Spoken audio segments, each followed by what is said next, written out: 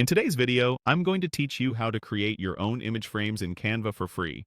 This tutorial is perfect for beginners and very easy to follow, and by the end, you'll know exactly how to place photos neatly inside stylish shapes with just a few clicks.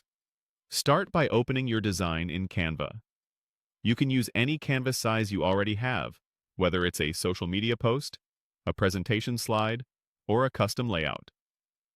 Once your design is open, look to the left-hand panel and click on the Elements tab. In the search bar at the top of Elements, type Frames.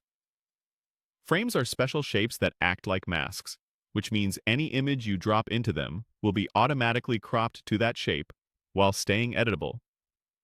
Browse through the frame options and pick one that fits your design style. You'll find everything from simple rectangles and circles to more creative shapes and device mockups. Choose the one that complements your layout and the mood you're going for. When you've found the right frame, click and drag it onto your canvas.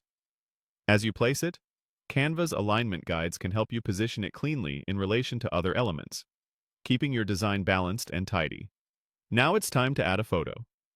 If you want to use Canva's stock library, go to the Photos tab on the left. If you want to use your own images, go to Uploads and choose a file you've already added, or upload a new one.